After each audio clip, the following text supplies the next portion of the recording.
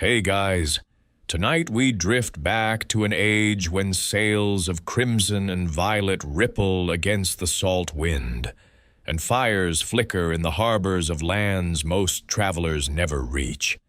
You walk slowly along a shoreline of shifting sand, the waves licking your feet like some playful creature that doesn't realize it could pull you under. Above you, the sky is painted with fading gold as dusk spills into purple. And there, at the edge of the horizon, glides a ship unlike anything you've seen before. Long, lean, and purposeful, its crew moving with the quiet precision of people who know the sea is both friend and enemy. They are Phoenicians, though they won't introduce themselves just yet. To meet them properly, you'll have to follow the scent of cedar wood and the shine of shells that once hid a purple so rich it made kings jealous. You probably won't survive this world, though, not because you'll be speared by raiders or lost to a storm. Let's not go that dark. But because the Wi-Fi is centuries away, and honestly, who among us could bear that? So, before you get comfortable, take a moment to like the video and subscribe, but only if you genuinely enjoy what I do here. And if you feel like it, drop your location and local time in the comments below. Now, dim the lights, maybe turn on a fan for that soft background hum, and let's ease into tonight's journey together. The sand gives way to cobbled stones as you step into a small harbor town.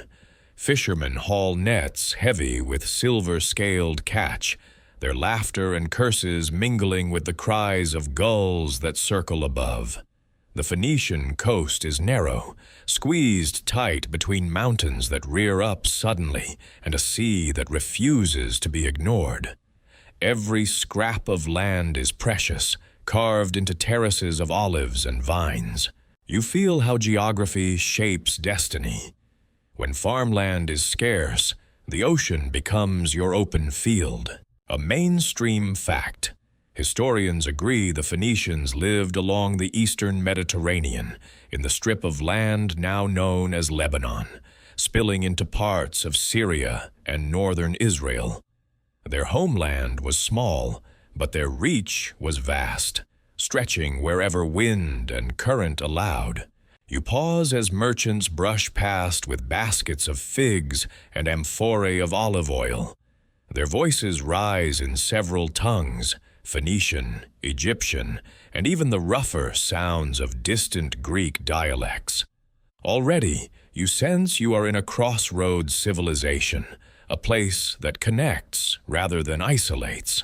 A boy bumps into you and drops a carved trinket. It's ivory, delicate as lace, imported from Africa, perhaps. He grins sheepishly, snatches it back, and scampers off. You smile. It's your first lesson in Phoenician life. Nearly everything here is on the move, traded, bartered, passed from one hand to another. As the dusk deepens, torches flare, and you notice a cluster of men bent over amphora painted with strange symbols. One insists that purple dye, extracted from the innards of tiny sea snails, has magical properties. That's your quirky tidbit. Did some Phoenicians actually believe their dye carried divine protection? It's hard to know, but the smell of rotting mollusks suggests the gods, if involved, had a questionable sense of humor. You wander closer to the water's edge. A sleek vessel sways gently at its moorings. Its planks are fitted so tightly, you could almost believe the ship grew from a single tree. Phoenician shipwrights are whispered to be the best in the world. You trail your hand along the hull, cool with spray, and wonder how many journeys it has already seen. A laugh breaks the night air. A sailor claps his companion on the back, joking about who snores louder than a bull in rut. You catch the rhythm of camaraderie, of men and women bound by shared voyages, storms weathered, and ports discovered. They remind you that seafaring is less about adventure and more about survival. After all, the sea forgives no one, except maybe dolphins, who get away with everything. You climb a low wall and sit, gazing out at the harbor. The lanterns of ships bob like fireflies on the dark water. Here, under this sky, you sense both fragility and power. Fragility because the Phoenicians are but a sliver of land among empires. Power because their ships let them slip between giants unnoticed. Historians still argue whether the Phoenicians ever saw themselves as a single people, united under a shared name, or whether Phoenician is just what outsiders called a patchwork of city-states. To you, the distinction feels academic. Here, in this harbor, you feel unity in the smell of cedar, the clink of traded metal, and the salt-crusted laughter of sailors. Behind you, the mountains loom, dark and patient.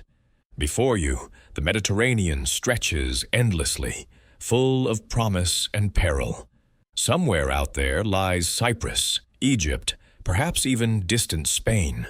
But for now, you let the night settle around you, the sound of waves rocking you into a rhythm older than memory. A stray cat brushes against your leg, demanding attention. You scratch behind its ears, and it purrs like a tiny engine. Even in ancient harbors, some things never change. Cats rule, and humans serve. As torches burn low and voices soften, you know your journey has just begun. Soon, you'll walk deeper into these cities of trade, into alleys that smell of cedar and resin, into workshops where glass glimmers like captured starlight. But tonight, you linger by the water, watching the last ship slide into the horizon, its purple sail catching the moonlight like a royal banner. The morning comes softly, the horizon glowing faintly, as if someone had painted it with a brush dipped in honey and fire. You rise from your seat by the harbor and follow a narrow path that winds up the slope behind the town. The stones are slick with dew, and the air smells of salt and resin. Each step takes you higher until you see the Phoenician homeland spread beneath you, mountains hunched like watchful giants, villages clinging to terraces carved into their sides, and below, the endless blue of the Mediterranean, stretching out like a sheet of hammered glass. You feel how hemmed in the people here must have been. Behind them, steep ridges rise too quickly for broad fields or great armies. Before them, the sea offers both opportunity and terror. Geography can be cruel. Too much mountain for farming, too little plain for comfort. But it is also generous. Cedars climb the slopes like green spires, offering timber that echoes like thunder when struck. Those very trees would one day build ships, temples, even the palaces of foreign kings. A fact to steady you.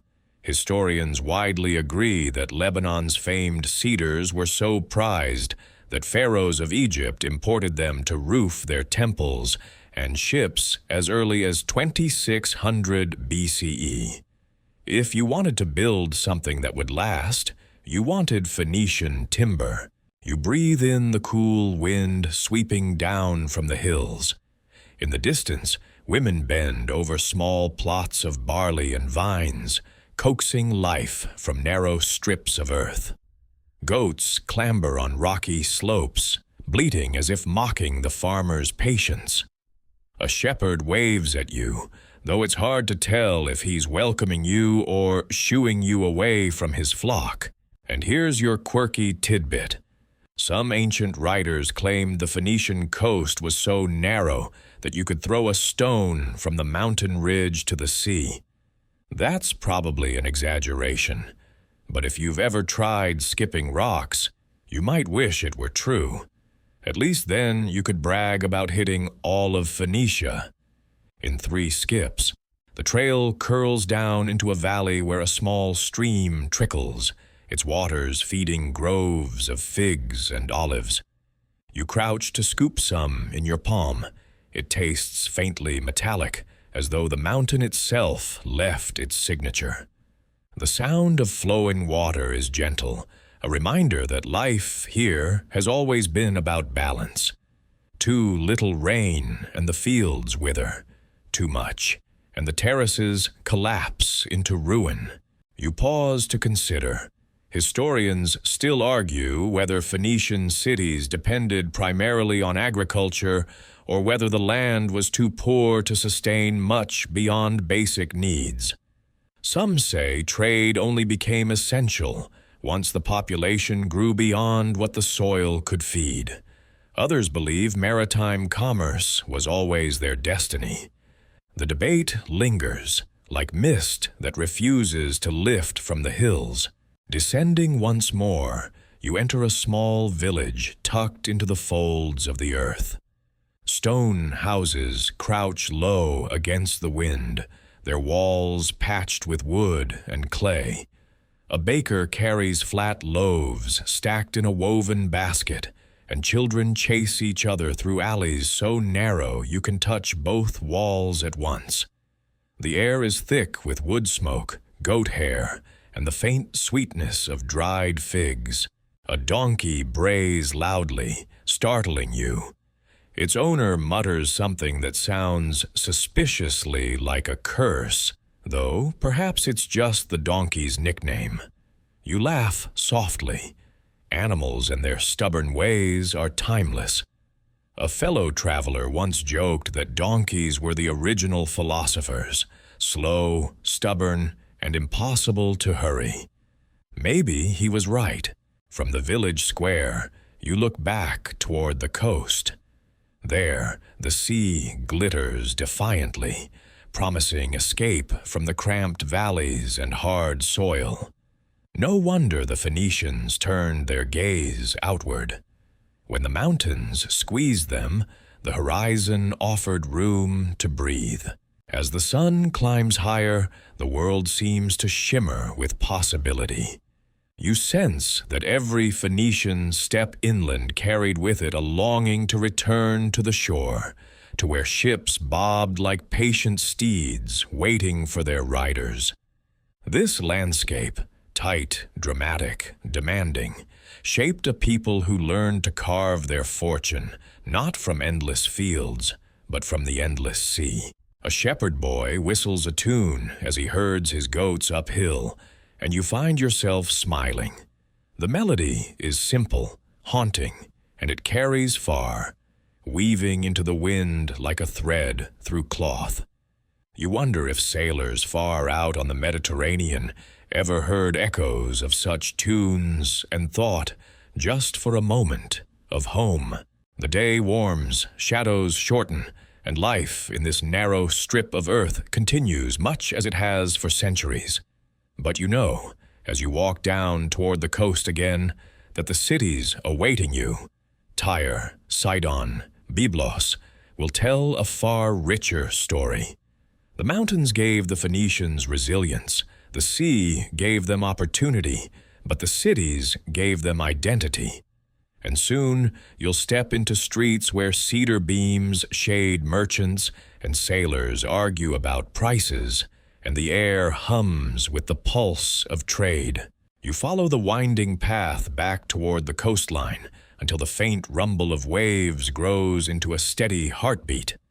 The land flattens, the terraces vanish, and soon stone walls rise around you, marking the edge of a city. Sidon, Byblos, Tyre. Each city has its own character, yet all pulse with the same rhythm. Trade, craft, and the endless churn of arrival and departure. You enter through a gate where guards lean on spears, looking more interested in gossip than in stopping travelers. The air changes at once.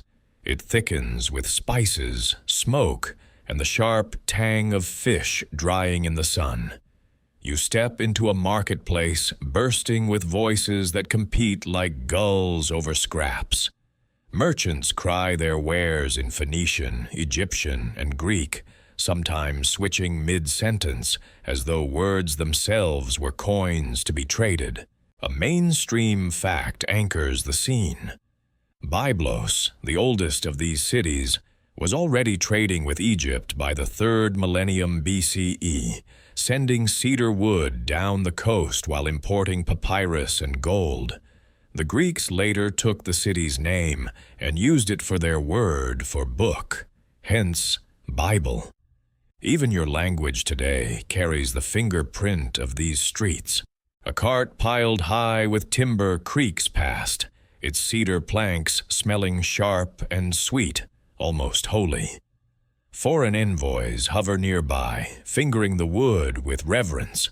One mutters that such timber could outlast dynasties. Another squints suspiciously, clearly calculating whether the price has been doubled for foreigners.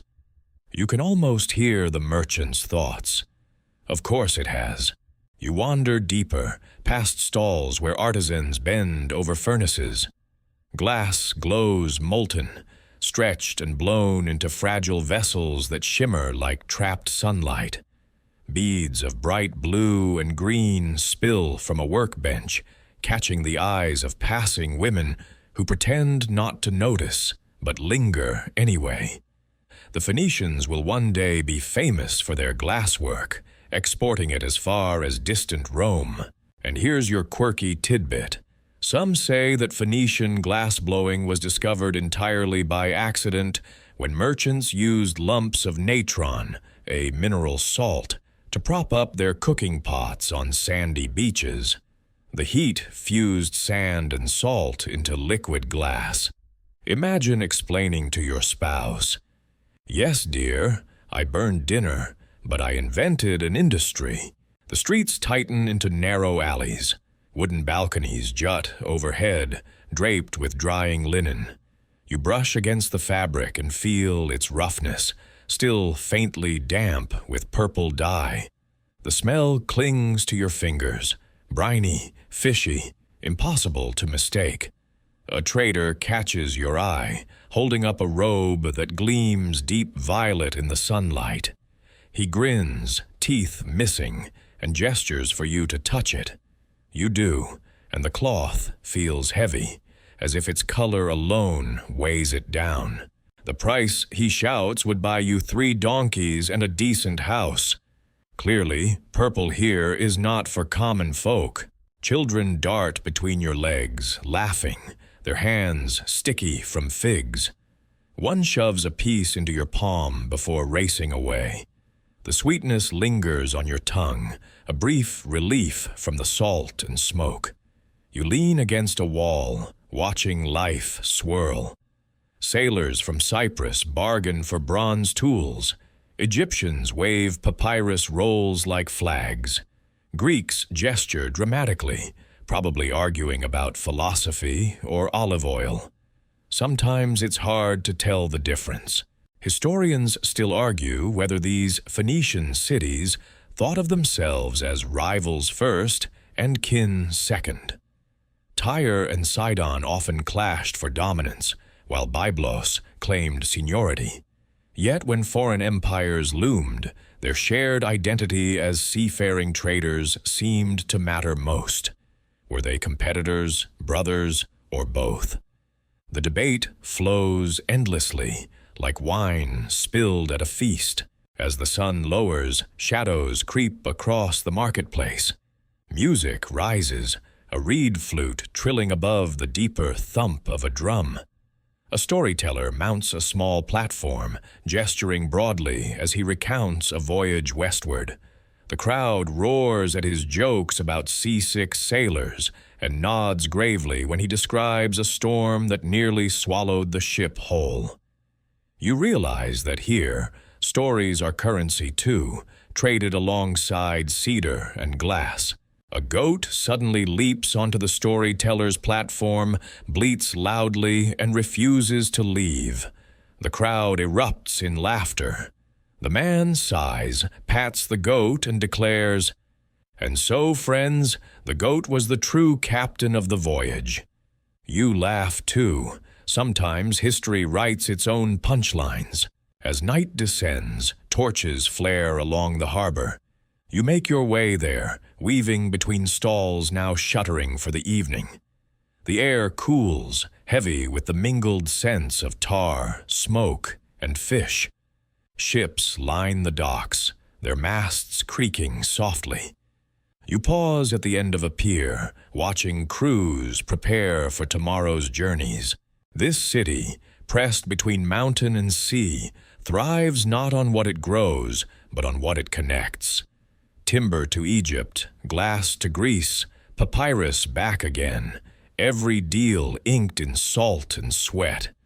And as you breathe in the night air, you sense that the real power of the Phoenicians lies not in armies or monuments, but in the ceaseless hum of exchange, in the cities that never stop moving, never stop trading, never stop dreaming of the horizon.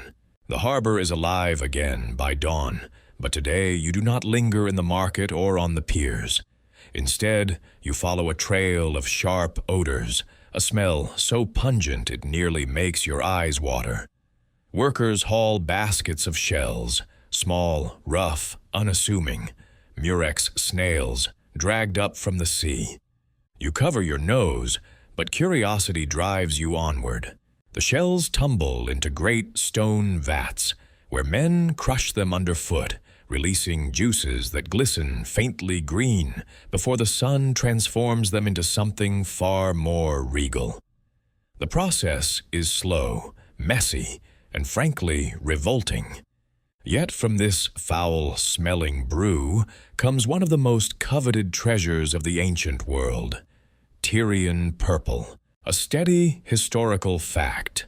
Tyrian purple dye, produced from thousands of murex snails, was so rare and costly that only royalty and high officials could afford garments dyed with it. Roman emperors later reserved the color exclusively for themselves. When you see purple robes in paintings of kings, you can almost smell this very workshop. Workers stir the vats with long poles, their arms stained permanently with streaks of violet. One of them laughs and says his wife can always track him home by smell alone. Another jokes that his children think he's part sea monster. You chuckle, though you also edge a little farther back, just in case the smell decides to cling to you as well. Here's your quirky tidbit. Some ancient writers claim the dye was discovered when Hercules' dog chewed on a murex snail along the shore, staining its mouth a brilliant purple. Whether true or not, the image of a heroic hound slobbering his way into textile history is hard to resist. You watch as a merchant lifts a finished cloth, its color deep and rich, glowing almost unnaturally under the sunlight. The crowd around him murmurs with awe. That robe is not simply clothing. It is power stitched into fabric. Whoever wears it commands respect, or at least envy. A child tugs at your sleeve, pointing at the cloth, eyes wide. "Someday," she whispers, "I'll wear that, and everyone will bow." Her mother laughs softly and shoos her away, but you can't help smiling. Even dreams here come dipped in purple. The workshop's noise fades as you wander down a quieter lane, where dye drips from wooden racks like the last light of sunset. The cobblestones beneath your feet are blotched in faint stains that will never wash out. Even the streets themselves wear purple, like forgotten kings. Historians still argue whether the production of purple dye was truly the backbone of Phoenician wealth, or whether it was just one of many luxuries among glass, timber, and trade. Some say the dye's fame overshadows their other achievements. Others insist it was the lifeblood of their economy. The debate continues, though your nose insists the answer is obvious. Beyond the vats, you see merchants haggling fiercely, their voices rising over the stench. One demands more silver, another insists the color is too pale, not worthy of a prince. A third simply laughs, muttering that no matter the price, purple always finds its buyer. You notice a worker wiping sweat from his brow, his hands stained permanently violet. He shrugs when he sees your curious glance. "It never comes out," he says, "not even after death." You wonder if grave diggers, centuries later, ever found purple-streaked bones and whispered of curses. Not commerce. A group of sailors passes by, holding their noses and joking that the purple dye workshop is the best defense against invading armies. "No one wants to conquer a place that smells like this," one quips, and the others roar with laughter. You laugh too, though you can't help thinking they might have a point. As the day wears on, the sun bakes the vats until the air shimmers. You slip into the shade of a cedar awning and watch the colors deepen, the greenish slime transforming into shades of crimson and violet. It feels like alchemy, as though the Phoenicians coaxed royalty itself out of the sea. And yet, you sense the contradictions. The stench, the filth, the endless labor, all hidden beneath the glamour of the finished product. Purple robes dazzled courts across the world. But here, the reality is sweat and stink. That tension, you realize, is at the heart of the Phoenician story. Beauty born from struggle, wealth carved out of hardship. As the sun dips low and the workshops quiet, you step back toward the sea. The smell clings to you faintly, a reminder of the day. Ahead, ships wait, their sails folded like sleeping wings. Soon you will board one and see how these purple-draped merchants carried their treasures across waves to the farthest horizons. For now, though, you linger on the pier, watching the tide creep in, violet light spilling across the water like dye seeping through cloth. You step from the pier onto a deck that flexes like a living ribcage, cedar planks breathing with the swell. Ropes hiss through your hands, rough as old beards, and the single square sail hangs furled like a folded wing. The hull smells of resin and sun, medicine for wood, cologne for sailors, and possibly the world's least popular perfume. Crew members move around you in a choreography learned by callus. One checks the tiller, another tests the oarlocks, a third climbs the ratlines with cat-like ease, proving that gravity was never unanimously accepted. The ship is neither a floating fortress nor a lumbering tub. It's lean, a compromise between speed and cargo, shaped to skim chop and shoulder aside heavy seas. A carved emblem at the prow, part horse, part spirit, stares down the water as if daring it to blink first. Oars rest inboard, 20 of them, their blades stacked like sleeping wings. When the wind dies or turns stubborn, those oars will speak. When the breeze returns, the sail will take over with a sigh that sounds suspiciously like relief. Neutral voice for a heartbeat.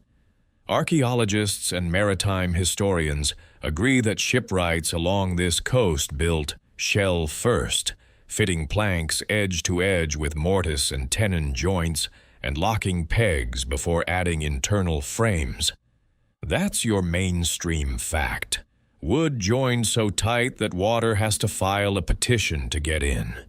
The technique gives the hull a smooth, strong skin, perfect for long coastal runs and open sea ventures when the weather behaves, and even when it throws a tantrum.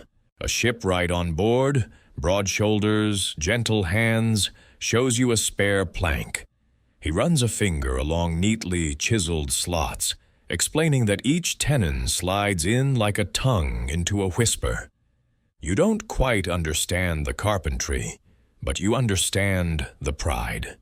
He taps the keel, and the whole vessel answers with a deep, woody note, as if a temple bell were hiding under your feet. "Good wood sings," he says. "Bad wood sulks." You decide this is the maritime version of life advice. Rigging creaks while the captain, sun-browned, eyes like polished basalt, gives orders in a voice meant to be heard over weather. He carries a staff capped with bronze, partly symbol, partly tool, and possibly a very dignified pointer for stubborn maps. He squints at the sky, testing the morning wind against the back of his hand. Satisfied, he nods. The sail climbs, cloth unrolling with a rush, and the ship leans into the invisible. You feel it. Forward is not a direction now. It's a craving. On deck, tools hang in tidy bundles, augers, adzes, spare pegs, wedges of hardwood. Pitch-smeared pots sit near the mast like squat guardians. A boy jogs past with a coil of rope big enough to serve as a pet snake. He stows it perfectly, and you begin to suspect that rope is the ancient world's multi-tool. It ties sails, drags anchors, hauls cargo, and doubles as a belt when the baker forgets his. One sailor swears the right knot can improve your love life. You decide that's the second craziest thing you'll hear today, and keep an open mind. Cargo rises from the quay and descends into the hold. Amphorae of oil and wine, baskets of glass beads, folded bolts of violet cloth swaddled as gently as newborns. Stone anchors, 3-holed and heavy, sit ready at the bow, their curves worn by years of obedient sinking. A pilot points to them with satisfaction. "Stone never forgets how to be heavy," he says. True, and better than the alternative. Here's a quirky tidbit to tuck behind your ear. Some sailors fix stylized eyes on the prow so the ship can see its way home. Is it protection, decoration, or just good marketing for nervous crew? No one agrees, but you can admit it. Those eyes make the water look back. The captain signals, and the oars slide outboard, blades kissing the surface. At his count, they dip, pull, and rise, feathering like a flock in formation. Your legs feel the rhythm before your ears register it, a thrum through timber and tendon. A drummer sets the pace, a heartbeat for wood and water, and for a few minutes the ship forgets wind entirely and moves by human insistence alone. When the breeze freshens, the oars come in with the neatness of a thought finished. The sail fills, bellies wide, and you exhale because the ship does. You look up and notice the mast's clever bracing, shrouds angled like harp strings. A sailor tweaks a line, and the sail's shape changes subtly, the difference between trudging and gliding. You try not to look impressed, but it's too late. Your face has already enrolled in the fan club of rigging. Someone jokes that the wind is a moody partner and the yard is a good listener. You file that away for future relationship metaphors. Below, you peek into the cramped galley nook, clay brazier, iron skewers, baskets of dried figs, jars of olives, hard bread with a personality. A jar of salted fish glowers back at you. "Breakfast," a cook says cheerfully, and you realize he is either an optimist or has lost all sense of smell to the purple dye district. Water is stored in skins, wine thinned and rationed carefully. Meals are fast and functional, fuel for arms and patience. Jokes land where sauce does not, and laughter keeps better than any pickled herring. The conversation aboard turns to design and danger. Long, narrow galleys, good for speed and pursuit, sail alongside rounder, fuller merchant ships that carry the world's groceries. Which came first here, and which was borrowed there? Historians still argue whether these ship types were pioneered on this coast or perfected from Egyptian and Aegean models, and whether the famed birim, 2 rows of oars, was a local innovation or a clever adoption. The evidence leaves room for debate, which is another way of saying that old shipwrights took their secrets to very quiet workshops. The helmsman points at the prow ornament. "Horsehead," he says, "for luck, for speed." Does it change the hydrodynamics? Almost certainly not, unless horses learn to swim faster than advertised. But a brave prow can lend courage, and courage is worth a knot or two when pirates sniff opportunity. Speaking of which, the lookouts keep their eyes low on the horizon, where sudden specks can become unwanted dinner guests. If trouble appears, this vessel has choices: outrun with wind, outpull with oars, or turn slyly into choppy water that punishes heavier hulls. Ramming is a last resort. No one likes explaining to investors why their cargo ship decided to kiss another boat too enthusiastically. Sun climbs, resin softens, the deck warms your feet. The shipwright returns with a small jar and brushes pitch along a seam, humming. "Seam's a line of poetry," he muses, "and pitch is the rhyme." You grin despite yourself. He adds conspiratorially that his grandfather swore by mixing tree resin with animal fat for extra waterproofing. Was that chemistry or folk wisdom? Up to you, and to the next storm's opinion. Gulls follow in ragged chorus, arguing in their eternal committee meeting. A sailor tosses a crust, a gull catches it mid-air and looks unbearably smug. "That one's our accountant," someone says. "He audits the crumbs." That's joke number 3, and it lands with the ease of a practiced throw. Toward afternoon, a swell rolls in. The ship rises and falls with a dignity that borders on smugness. Frames groan, pegs hold, and the mast hums a single low note that feels like a promise. When spray leaps the rail, it beads on the purple cloth bundle and slides away, leaving the color untouched. Power stitched into fabric, power fastened into wood, craft upon craft. You rest your palm on the rail and feel how choice and chance meet in this vessel. Timber from high ridges, iron from far mines, pitch from forest wounds, linen from fields.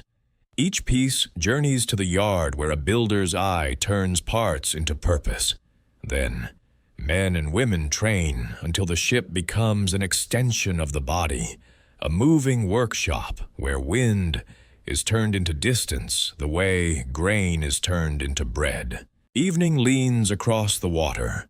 The sail slackens as the breeze softens, and for a moment the ship drifts, listening. The captain looks west, then down to the instruments of an age before compasses, the curve of the horizon, the memory of currents, the gossip of birds. Navigation will be tomorrow's lesson. Tonight belongs to the timber that holds you, and the lines that answer your touch. The deck creaks, the sea nods, and the vessel settles into the long, patient glide of something very well made. Night loosens like a knot, and the ship settles into a hush where the loudest thing is starlight. You stand by the helm while the captain looks upward, as if the mast were an arrow toward answers. The sail draws, the hull murmurs. You learn fast that the sea isn't commanded so much as politely negotiated with. The navigator lifts a scarred hand and sketches a pattern, a little crooked kite beside a bigger dipper. "There," he whispers, "the small bear. Keep that faint star near the pole, steady off the bow, and the course stays honest. Neutral voice, briefly."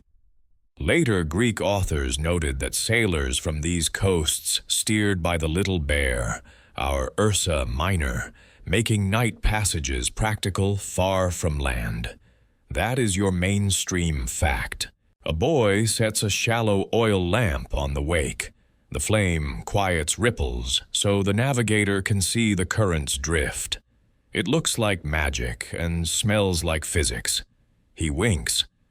"Waves keep secrets," he says. "Oil encourages gossip. You trade the lamp for a sounding line. Rope knotted at measures, a lump of lead packed with tallow at the end. It sinks, taps sand, and when you haul it back, there's a beige smear stuck to the fat. River washed, the navigator judges. Shallow shelf. The knots tell depth. The smear tells the seafloor's story. Even mud writes letters, and good sailors stay literate. A gull strafes the stern and scolds the helmsman. He salutes like a guilty nephew, and someone mutters, "Auditors." First chuckle of the watch. Ballast you don't have to lash down. Dawn redraws your map. Night belongs to stars. Day belongs to wind and water. Low chop marches crosswise to the long swell. Etesian, the helmsman says, the summer winds that spill down the Aegean. Neutral aside, mariners across this sea used seasonal winds as calendars, planning tacks like chess combinations. The captain checks a shadow mark, a poor man's sundial with rich information. Far swells roll in from a storm you never saw. The navigator reads their angle with his knees and orders a small correction. You marvel that a grown man navigates with cartilage and vow to be kinder to your own. Quirky tidbit.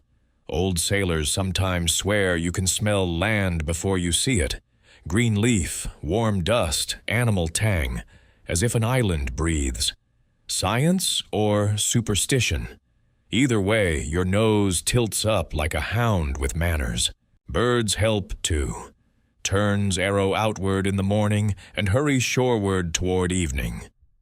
Draw a cord between their habits, the navigator says. Where the chords cross, you find home. Feathered geometry, solved with patience and crumbs. You ask about charts, expecting papyrus. He taps his brow, then the rail. Our map is here and here. Roots live as songs. A headland gets a verse, a safe cove, a chorus, a wicked shoal, a warning refrain. Neutral narrator voice notes that practical sailing lists, the periploi, will eventually be written, all bearings and distances and no poetry. For now, the melody lives in memory. By afternoon heat, the world turns watercolor. The coastline dissolves. The horizon blurs to a long eyelid. Dead reckoning, the navigator says, friendlier than it sounds. You hold speed in your head, measure time in sand and heartbeat, and add the pushes of wind and current like sums on a slate. No compass, no chronometer, no printed chart, only habit and respect. You suddenly understand why navigators sleep like stones. The captain leans on the rail. Historians still argue whether our people routinely sailed the open Atlantic, beyond the pillars, to tin islands and fog-breathing coasts, or whether such voyages were rare and whispered about. He shrugs. The tale of circling Africa gets a nod, admired by some, doubted by others, intriguing to everyone. The sea, a champion poker player, reveals nothing. The wind droops and conversation perks up. Someone claims the breeze has gone to lunch. Someone else says it saw your knotwork and lost confidence. The drummer taps a lazy beat and the oars dip a few cooperative strokes, a gentle reminder that partnership is available on request. The sail fills again, mollified.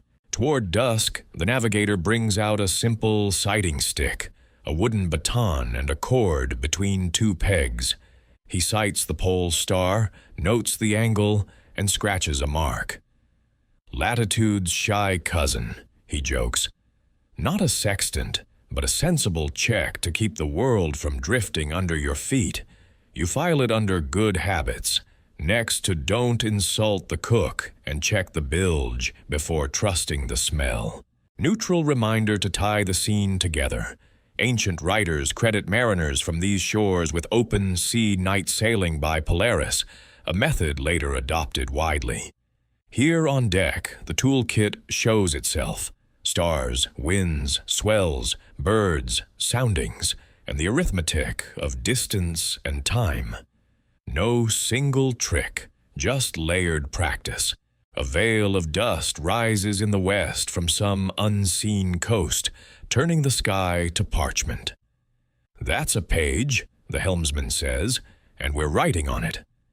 Everyone nods, happily serious for a breath. The watch changes. You share olives, hard bread, and a few dried figs. The drummer tests tomorrow's rhythm on the rim.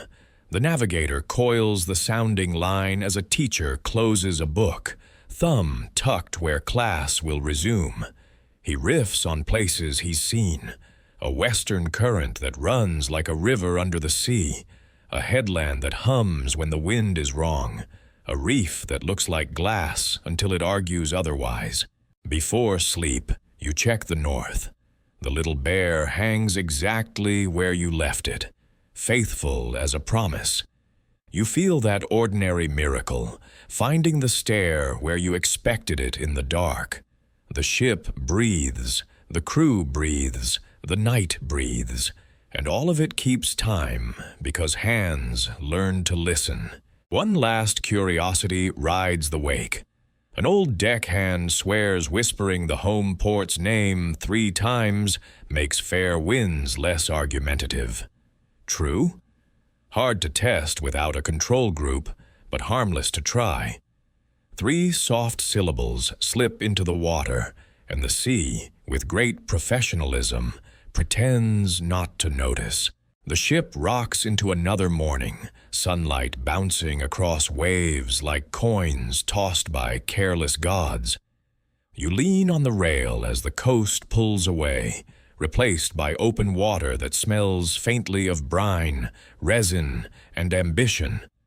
A few crew members haul up amphorae from the hold to check their seals.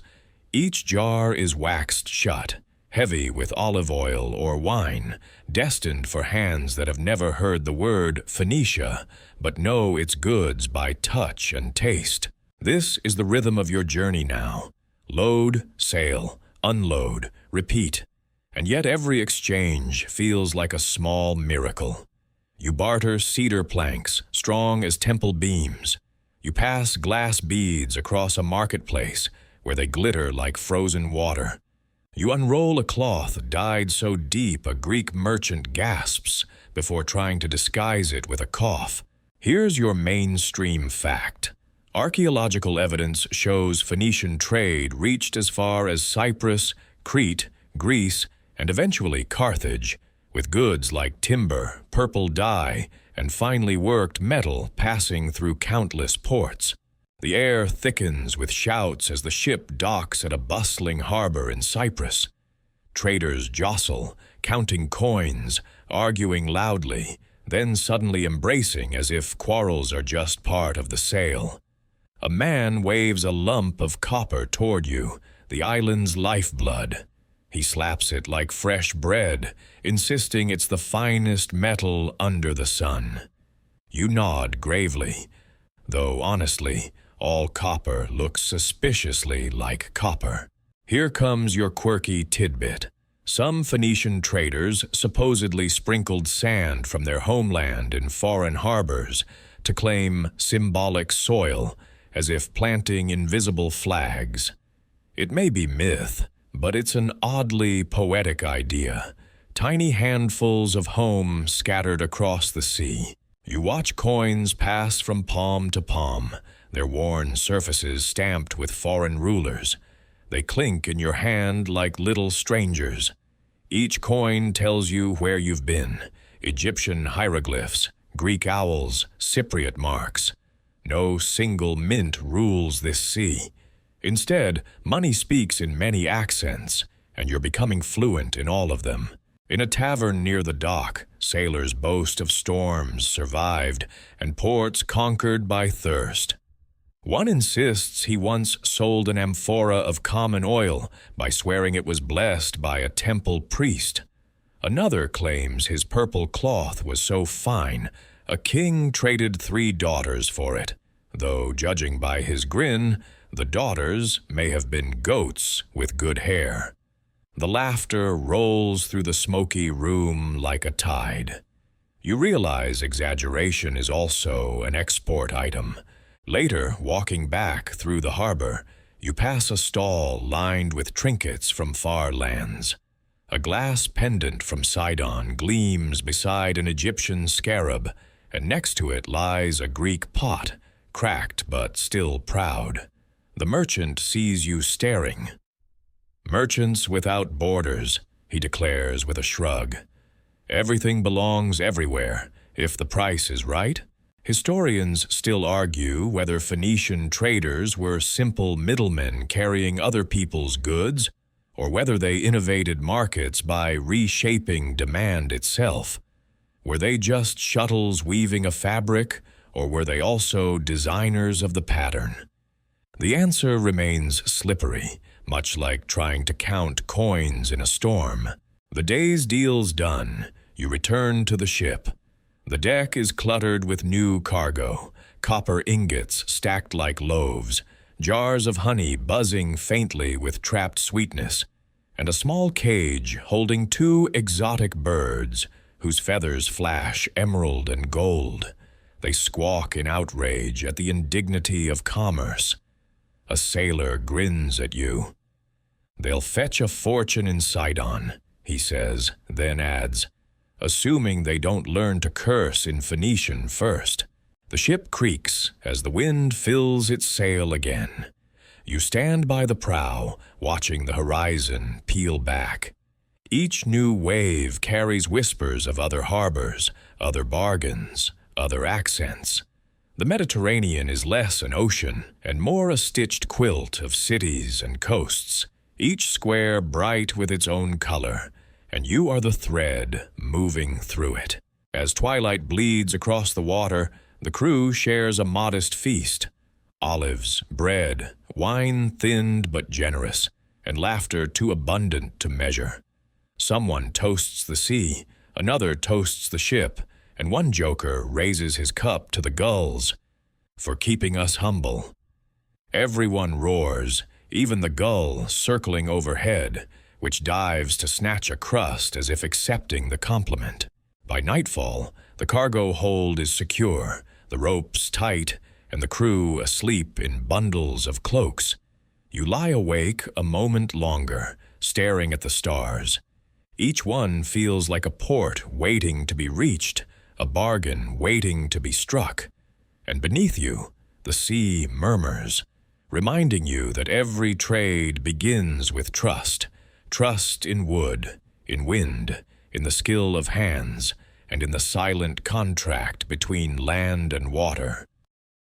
The sail bellies full again, and you feel the ship tilt toward the promise of farther shores.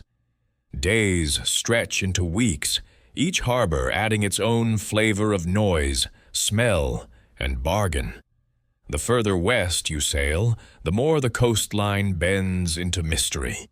The mountains flatten, the accents grow stranger, and the coins weigh heavier, stamped with rulers whose names sound like thunder when spoken aloud. One morning, the lookout shouts. Ahead, the curve of a bay gleams with clustered roofs and smoke rising in thin gray fingers. The captain squints and smiles.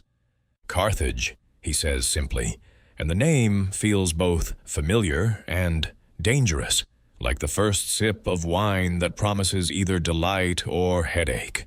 Here's your mainstream fact. Carthage, founded by Phoenician settlers from Tyre around the 9th century BCE, became the crown jewel of Phoenician colonies, eventually rivaling Rome itself. What began as one more harbor turned into an empire's beating heart. You dock, and immediately the difference is clear. This city isn't just a station, it's a statement. The harbor is double-walled, with an inner dock shaped like a perfect circle, reserved for the war fleet. Merchant ships like yours are guided to the outer basin, where the noise rises like a festival. Stepping ashore, you find markets even more crowded than Tyre's. Phoenician voices mingle with Berber traders from inland Africa, Greek sailors with loud hands, and Egyptian envoys bartering papyrus and grain. The air buzzes with at least 5 languages at once, though somehow everyone manages to agree on the price of wine. A quirky tidbit floats your way. Some ancient writers claimed Carthaginian dock workers could unload a ship in a single day, no matter its size. Was that efficiency, exaggeration, or just well-organized chaos?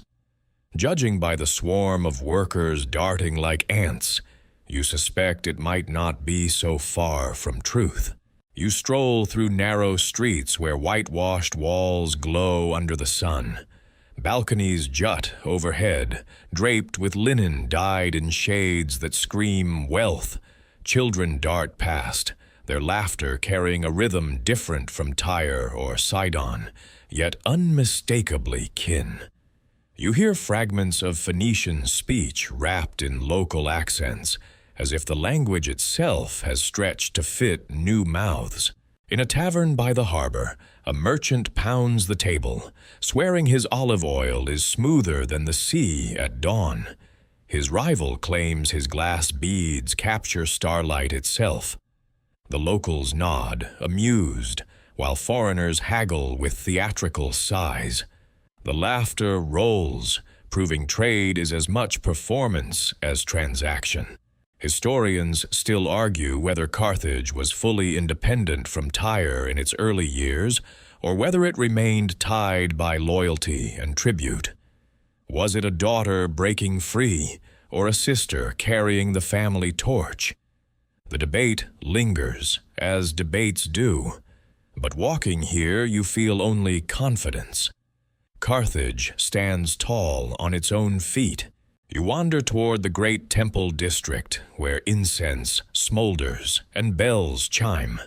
The smell of myrrh mixes with roasting meat from the stalls nearby, turning piety into hunger in the span of a breath.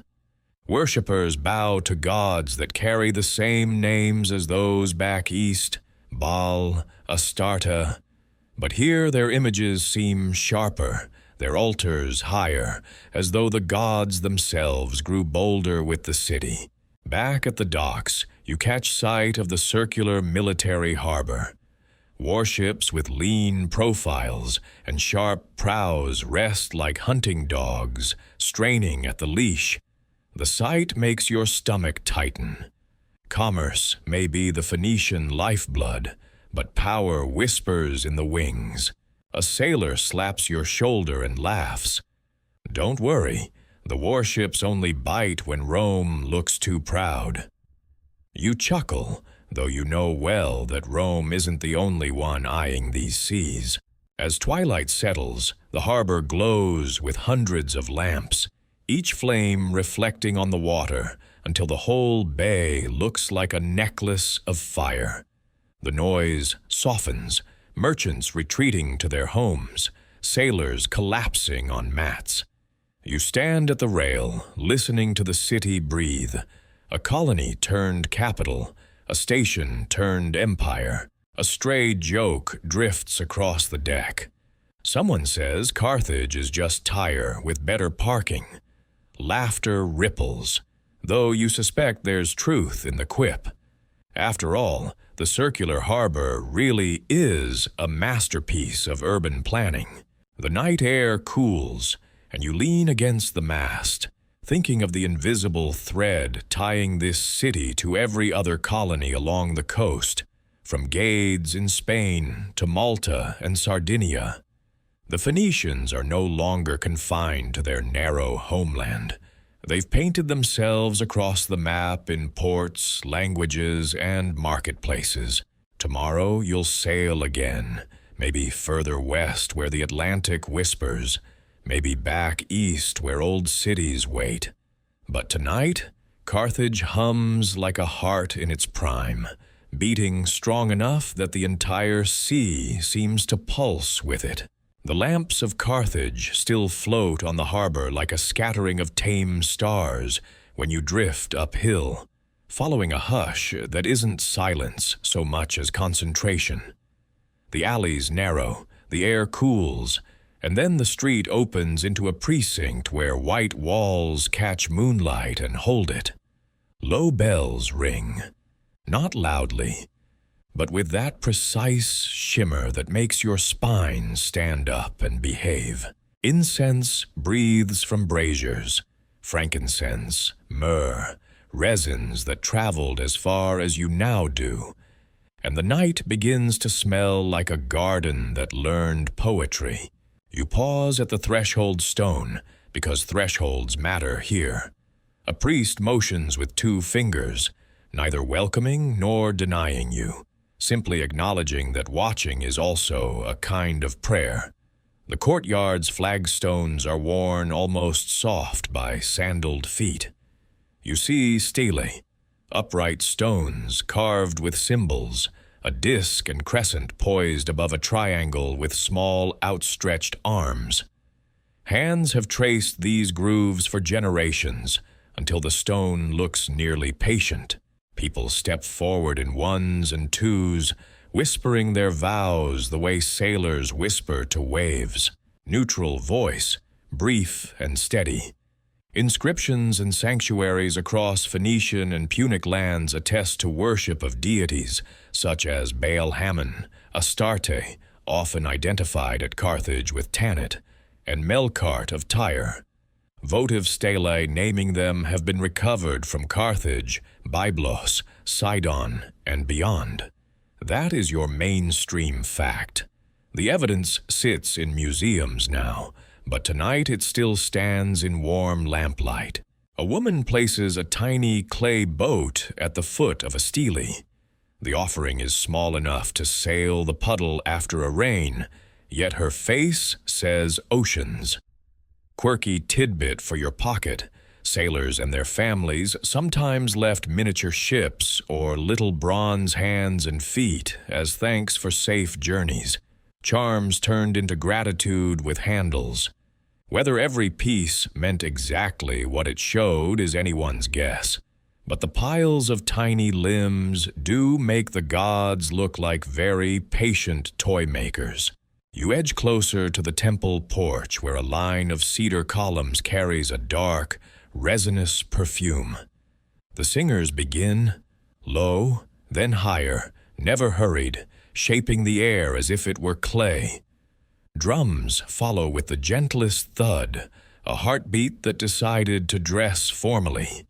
You catch your own reflection in a polished bowl of water and almost don't recognize the solemn person blinking back. Incense has a way of making even daydreamers look devout. Also, ancient air freshener, 5 stars, would recommend. A priest lifts a shallow libation bowl. Oil ripples, catches the lamplight, and becomes a second moon. He tips it, a thin stream gleaming on the altar's rim, not sloshed but poured with the care of someone who measures memory. The murmur around you deepens. When the bells strike again, the sound is soft enough that you could sleep inside it, like a cat choosing the warmest windowsill. You consider asking for a recording, then remember that here the playlist is carved into people's throats. A younger acolyte steps forward to read names from a wax tablet, names compounded with godly syllables. Hanno, Hasdrubal, Hannibal. You mouth them silently, and the meaning unspools. Baal is gracious, Baal helps, Baal is my strength. Even everyday introductions double as prayers. A child fidgets beside you and tries to clap on the bell's echo. The mother stills those small hands with the universal parent look that traveled perfectly through time. Joke number 2 arrives when the child whispers that the gods should install louder bells, so wishes get there faster. You swear the priest almost smiles. Neutral aside for context, Astarte's presence, under names and forms that shift with city and century, threads through these communities as a figure of fertility, love, and sovereignty. In Carthage, Tanit often holds similar honors, sharing precincts with Baal-Hamon. Historians still argue whether the familiar Tanit sign is a stylized person with upraised arms, a lunar emblem crowned by the sun, or simply a symbolic yes in stone to blessings of life and protection.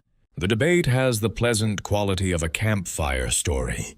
Plenty of sparks, very little danger. You circle to a side court where votive inscriptions cluster like a stone chorus.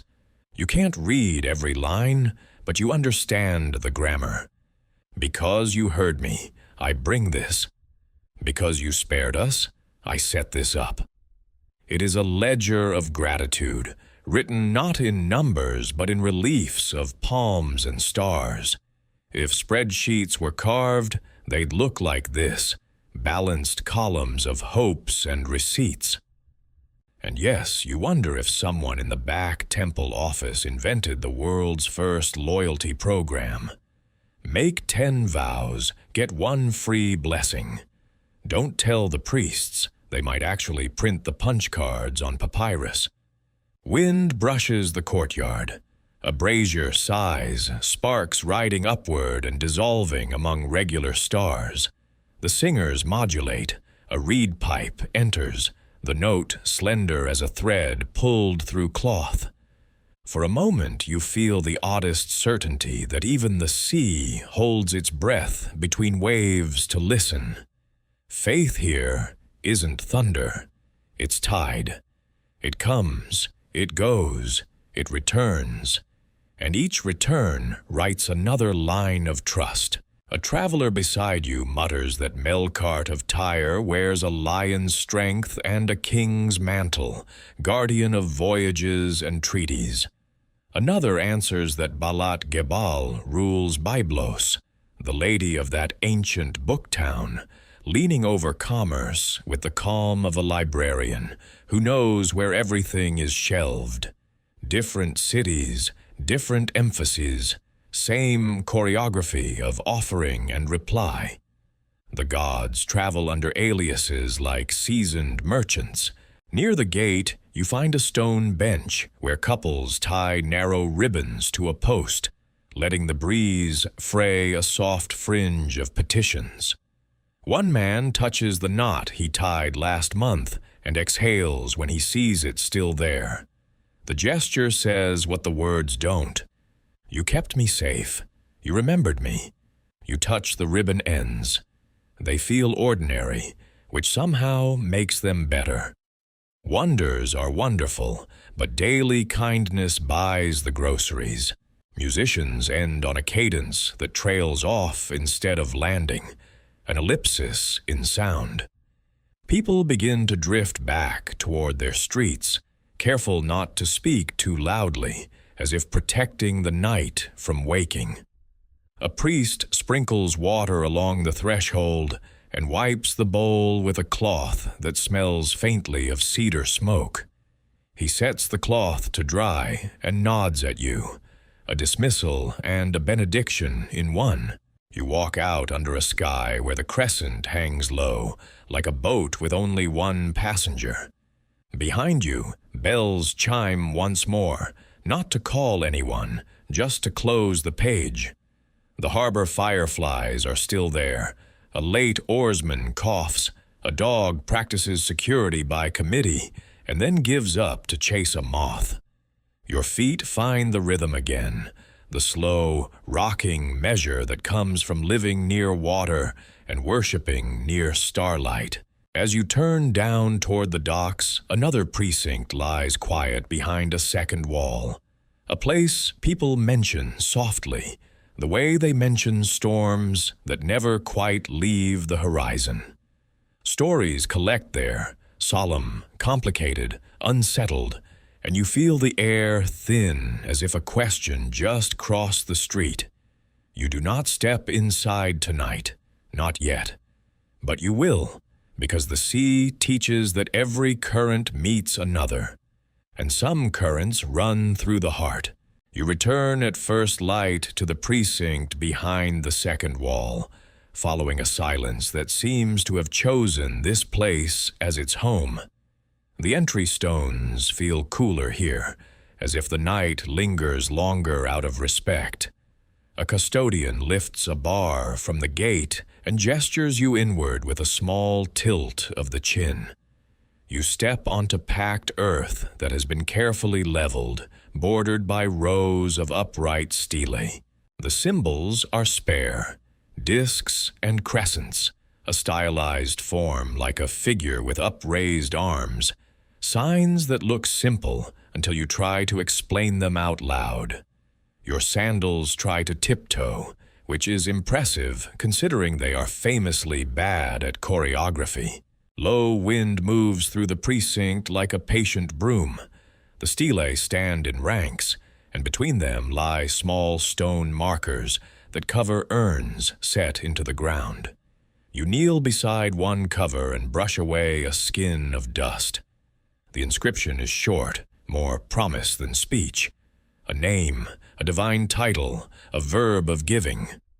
Your hand hovers there a moment, and you realize you are reading a ledger of hope, line by line, entry by entry. A mainstream fact. In Carthage and other Punic sites, excavations have uncovered thousands of cinerary urns beneath stelae, dedicated to Baal Hammon and Tanit, accompanied by inscriptions of thanks or vows fulfilled. The precincts are often called tophets by modern scholars, and the physical remains, urns, ashes, small bones, votive markers, are not in dispute. You stand above that certainty now, feeling the weight of what it implies without saying more than the earth will permit. A priest passes with a lamp cupped in his palm, the flame barely taller than a fingernail. He sets it on a ledge and tidies a corner of the altar cloth with the precision of someone who believes small order invites large mercy. A woman enters, face veiled lightly, and waits at a distance, not to be seen so much as to be present. You watch the priest sprinkle perfumed oil so lightly that the scent feels like a memory rather than a smell. The air shifts and the courtyard sighs, the way a room does when someone opens a window after a long time. Neutral voice, briefly. Ancient authors, such as Diodorus and Plutarch, accused Carthaginians of offering children during great crises. The inscriptions here use formulae that some interpret as references to such rites, while others argue they record thanks for deliverance or commemorate the young who perished naturally and were honored in a special way. The ground preserves evidence. Meanings arrive with debate. You trace another stele with your eyes. It bears the simple Tanit sign, circle above a bar, triangular body, arms lifted like a horizon carrying the moon. A caretaker has left a fresh sprig of myrtle in a niche, its green too honest for dramatics. A tiny clay rattle lies nearby, threadbare from handling. You pick it up and set it back gently. Quirky tidbit, presented as a soft curiosity. Some finds in these precincts include small toys and amulets beside the urns. Objects scholars variously read as last gifts, symbols of protection, or tokens used in later commemorations. If toys can pray, this is how they do it. The custodian shows you a tablet of wax where names are copied for the day's recitations. The script curves and flickers, and you realize every letter was once a breath. He explains, quietly and without looking at you, that families come to vow, to remember, to ask. Some bring doves or sheep, some set coins, some just place their hands on stone and leave warmed fingerprints that will cool back into anonymity. When he says some, the word carries a century on its back. Historians still argue whether the term MLK on certain stelae means a specific kind of sacrificial offering of the young, a vow fulfilled by substitute animals, or a broader dedication formula whose precise content changed across time and place. They debate burial practice, demographic patterns, and the reliability of hostile sources. Here, the questions feel larger than the courtyard and smaller than a single name. A breeze pushes the lamp flame sideways, and the priest shields it, smiling at his own reflex. Light refuses to stand still, he murmurs, but it stays. You let the sentence sit, because wisdom often works better without immediate commentary. A bird calls from beyond the wall, a clear, ordinary note, and the sound folds itself into the place as if it belonged. You think of law and custom, of vows that people make when they feel cornered by fate. You think of storms and sieges and the kinds of days when the sky does not answer. The precinct contains those feelings like a soft jar. Nothing spills, nothing is wasted. The seal is careful. And yet the mind, restless instrument that it is, keeps picking up fragments and turning them over for angles of meaning. Archaeology, you suspect, is part science, part empathy, and part very polite argument conducted over a table covered in careful labels. Admission to the argument is free, leaving it is harder. The priest begins a chant. It rises on 2 notes, then finds a third, then settles into a line of sound that walks rather than runs. No spectacle, no thunder, only persistence. It feels like a rope tossed to someone in heavy water.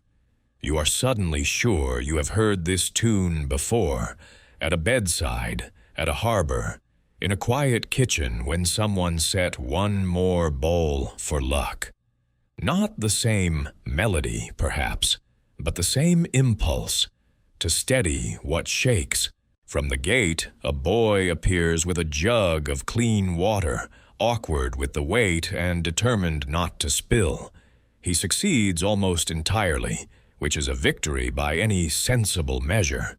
He sets the jug down, glances at the stele with a seriousness that children rarely deploy, then peels away into the brightness outside. Your heart lifts a little, the way it does when a small thing lands upright instead of falling. That is joke number 1, or something gentler that stumbled into the joke's chair and decided to rest. You circle once more, reading names you cannot translate, hearing promises you do not know how to keep. The custodian offers you a pinch of resin to add to the brazier. You hesitate, then tip the grains in. They flash, evaporate, and join the air as fragrance, a vow as brief as breath. You do not say what you asked. Perhaps you didn't ask anything at all. Perhaps you simply witnessed, which is sometimes the only rite we can perform. Near the exit, a faint bell taps, one soft, unambiguous note. The priest closes the ledger and covers the altar as a baker covers dough. The custodian slides the bar back into the brackets and leans his forehead to the gate for a second, not in exhaustion, but in acknowledgement. You step outside where the sun has gathered itself on the harbor's skin, and noises return in agreeable layers, ropes slapping spars, merchants testing the decibel limits of negotiation, a donkey practicing advanced opinions about traffic. If you whisper any softer, you'll become an inscription, so you let your voice come back, slowly, like a tide that remembers the shore. When you glance over your shoulder, the second wall is simply a wall again, white and patient. The questions remain, as they should. The city breathes as it must. And you, carrying the clean smell of resin on your sleeves, walk downhill with the quiet understanding that seas are crossed for many reasons. Profit, pride, love, fear, and that rituals, whatever their form, are the ways people try to keep their balance while the wind changes its mind.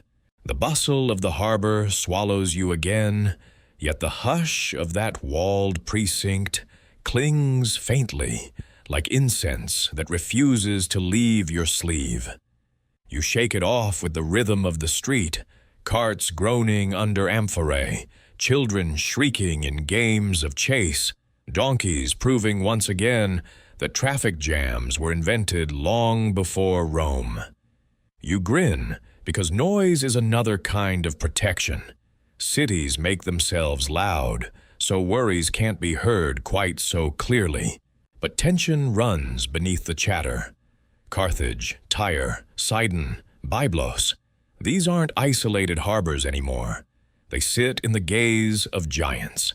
You hear the whispers first in taverns, where traders bend close over bowls of watered wine. Egypt watches from the south, Assyria from the east, and new arrivals from across the Aegean sail with ambitions in their pockets. Mainstream fact: the Phoenician city-states often fell under the shadow of greater powers, paying tribute to empires such as Egypt and Assyria. In the 8th and 7th centuries BCE, Assyrian kings like Tiglath-Pileser III and Sennacherib demanded loyalty and resources, reminding these coastal cities that independence was always conditional. You imagine Tyre's walls, high, defiant, standing on an island just offshore. Sailors brag that no one can breach them. History, you suspect, will eventually prove otherwise. Sidon alternates between flourishing trade and reluctant submission. Byblos leans on its long prestige, but cannot outshout armies marching at its back door. You walk the streets of Carthage and feel the unspoken question: how long can merchants keep giants satisfied with tribute before those giants decide tribute isn't enough? Quirky tidbit, whispered with a smirk. Some say when an Assyrian envoy demanded more silver from Tyre, the Phoenician negotiator pretended not to hear until the envoy repeated himself 3 times. "Oh," the merchant replied sweetly. "I assumed the first 2 times were just practice. Bold, foolish, or both? Probably both, but the story still earns chuckles in smoky taverns. You drift toward a warehouse where cargo is being inventoried. A scribe scratches symbols onto a wax tablet with the brisk impatience of someone who knows exactly how many amphorae of oil are supposed to be here. He mutters that last month, an Assyrian tax collector demanded half the stock. "Half," he growls. "That's not tribute, that's robbery with receipts." He slams the stylus down so hard you fear for the wax. You slip away before he recruits you for his grievance committee. Historians still argue whether Phoenician submission to empires was primarily a political strategy or a crippling drain. Were tributes a clever cost of doing business, protection money that bought freedom to trade, or did they weaken cities, leaving them unable to resist when rivals finally closed in? The balance between compliance and resistance remains a question carved into every crumbling wall. In the streets, you see the practical results. Egyptian scarabs sit in shop windows beside Phoenician glass. Assyrian motifs creep into local carvings. Even in submission, these cities turn cultural borrowing into commerce.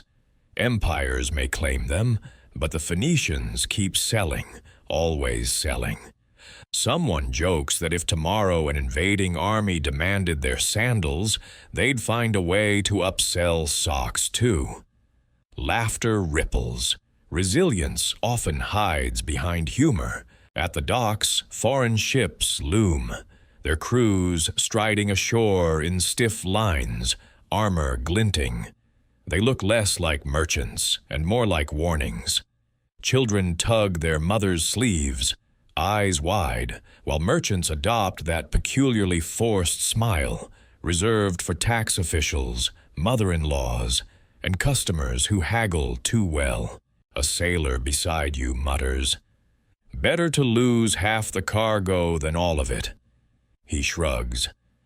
We trade because we must. They conquer because they can. The sea at least gives us choice. You nod, though the words hang heavier than the wind. The evening brings council fires in Tyre's square. You slip into the edge of the gathering, listening. Elders argue whether to send tribute promptly to Assyria or delay and hope Egypt intervenes. Voices rise. Someone pounds his staff, declaring that Tyre's walls and ships make her untouchable. Another retorts that Assyria's armies are less impressed by stone than by gold. The crowd murmurs uneasily, divided between pride and pragmatism. Overhead, gulls squawk as if voting, their timing perfect enough to draw laughter. "See?" one elder says dryly, "even the birds know tribute is cheaper than siege." The moment eases, but the question remains unanswered. You walk back through the darkening streets, ears still ringing with debate. Behind closed doors, families count their silver, wondering whether it will be theirs tomorrow. Children chase each other through alleys, their games echoing without care for politics. Cats patrol the rooftops, tails high, utterly indifferent to empires. The city breathes in layers, fear below, trade in the middle, daily life on top. And somehow it all keeps going. The harbor glimmers faintly with torches, and you realize that no matter how many empires demand tribute, ships still sail at dawn. The Phoenicians may bow to foreign kings, but they bow facing the sea, always ready to slip away into horizons no empire fully controls. The sea tilts westward again, and this time your prow noses into a harbor where confidence doesn't whisper. It sings. Carthage, no longer just a colony, now throws its shadow across the water with the certainty of a grown empire. Warehouses stretch like ribs along the shore, filled with grain, wine, olive oil, and goods dragged from every coastline you've ever seen. Soldiers patrol the docks with spears polished enough to double as mirrors, and their eyes remind you this city has outgrown dependence. It has teeth now. Neutral narrator pause.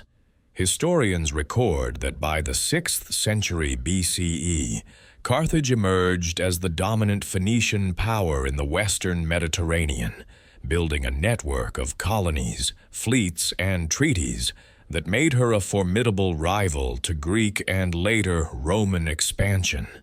That's your mainstream fact. Carthage did not remain a daughter forever.